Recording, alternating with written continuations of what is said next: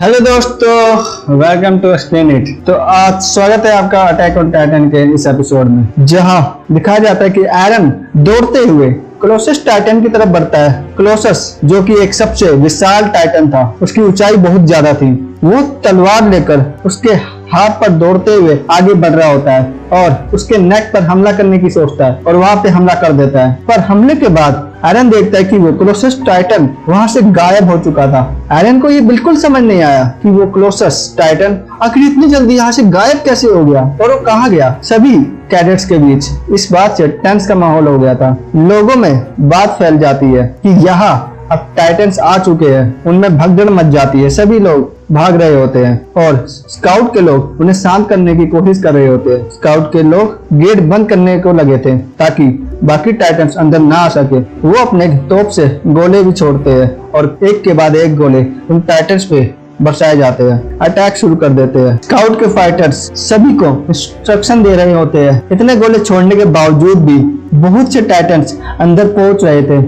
यहाँ higher officials अपने महल में शतरंज का मजा ले रहे होते हैं कि तभी एक स्काउट आकर उन्हें बताता है कि टाइटन्स अंदर घुस चुके हैं और वो दीवार भी तोड़ दी गई है। वो सोल्जर अब जा रहा होता है टाइटन्स को रोकने, पर वो लॉर्ड यानी कि वो मोटा आदमी उसे ऐसा करने से मना करता है और उसकी खुद की हिफाजत करने को कहता है। वो चाहता है कि वो सोल्जर उसके महल और उसकी हिफाजत करे, लेकिन सोल्जर्स उसे मतलब ही कहता है और वहां से चला जाता है। सभी कैडेट्स को इकट्ठा किया जाता है, जिन्हें 3 ग्रुप में बांटा जाता है, फ्रंट, मिडल और सपोर्ट ग्रुप में। सभी को टाइटन्स को हराने के लिए, इलाके की हिफाजत के लिए अलर्ट किया जा रहा था। उन्हें टाइटन्स को हर हाल में हराना है, नहीं तो किसी की भी जान सुरक्षित नहीं होगी। सभी कैडेट्स ये सुनकर चिंता में आ जाते हैं और वो बड़बड़ा रहे होते हैं। वो लड़का जो कि एरन से बहस किया करता था, वो उससे फिर कहता है कि तुम्हें अच्छा लगता होगा टाइटन्स के हाथों मरना, लेकिन मैं तुम्हारी तरह मरना नहीं चाहता, मैं जिंदा रहना चाहता हूँ। एरन उसे कहता है,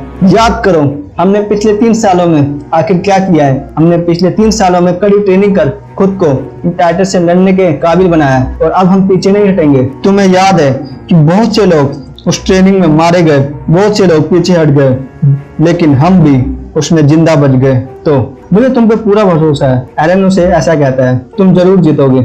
अब पिकासा एरन से कहती है, सुनो एरन, अगर तुम्हें थोड़ी सी भी मदद चाहिए होगी तो प्लीज मुझे बुलाना। लेकिन एरन कहता है, पर हम दोनों तो अलग ग्रुप में हैं।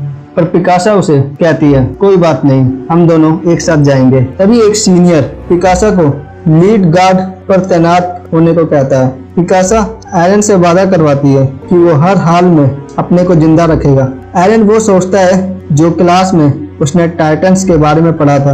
ये जीव कहाँ से आ गए कुछ पता नहीं, लेकिन इन्हें बस इंसानों को खाने में मजा आता है और इनके अनकटे होने के बावजूद भी वो दोबारा से उग जाते हैं, तो इन्हें हराना इतना आसान नहीं है। तो एक बच्चा उस टीचर से सवाल पूछता है, तो क्या इन्हें नहीं हराया जा सकता? जवाब में टीचर कहता है, हाँ इन्हें हराया जा सकता है, अगर हम इनके गर्दन के पीछे तेज वार करें तो इन्हें मारा भी जा सकता है। यहाँ पर आर्लेट और एरन एक साथ थे और वहाँ पे और भी कैडेट्स मौजूद होते हैं जो उनका साथ देना चाहते हैं। वे सभी वैनगार्ड की तरफ बढ़ते हैं। टाइटन को रोकने के लिए सभी बेल्ट का यूज कर काफी तेज रफ्तार में उस जगह पहुंचते हैं जहां टाइटन्स ने आतंक मचा रखा था। तभी एक टाइटन उड़ते हुए उन पर हमला करता है और दीवार से टकरा जाता है, लेकिन खराब किस्मत से एक कैडेट उस टाइटन के मुंह में फंस जाता है और वो एरन का दोस्त होता है जो कि अपने आखिरी पल में मदद की पुकार लगाता है, लेकिन टाइटन उसे खा जाता है। बाकी सभी स्काउट के मेंबर बस ये दृश्य देखते ही रह जाते हैं और वो उसकी मदद नहीं कर पाते हैं। एरन को अब बहुत गुस्सा आ रहा था कि उस टाइटन ने उसके दोस्त को खा लिया होता है। एरन गुस्से में टाइटन के पीछे पीछे जा रहा होता है। तभी एक टाइटन के हमले से वो दौड़ते हुए छत पर ही गिर जाता है अपने बैलेंस खोने की वजह से और गिरकर बेहोश हो जाता है। बाकी सभी फाइटर्स भी टाइटन्स के हमले का शिकार हो रहे होते हैं। एक लड़की की बेल्ट को खींचकर एक टाइटन गिरा देता है और दूसरा मेंबर टाइटन के मुट्ठी में होता है। अपने दोस्तों को इन हालातों में देखकर आर्लेट भी दुखी हो जाता है और फिर कुछ समझ नहीं आता कि वो क्या करे। तभी उसे एक दाढ़ी वाला टाइटन पकड़ लेता है और अपने मुंह के अंदर डाल लेता है। एरन को वो पल याद आता है जो उसने आर्लेट के साथ बिताए थे, वो दोस्ती के पल। अब वो आर्लेट को बचाने के लिए एरन उसके मुंह में घुस जाता है। अपनी इस गंभीर हालत में भी एरन उस टाइटन के मुंह को खुले रखता है और आर्लेट की जान को बचा लेता है, पर टाइटन अपना मुंह अब बंद कर लेता है। आर्लेट को लगता है कि एरन को टाइटन ने खा लिया।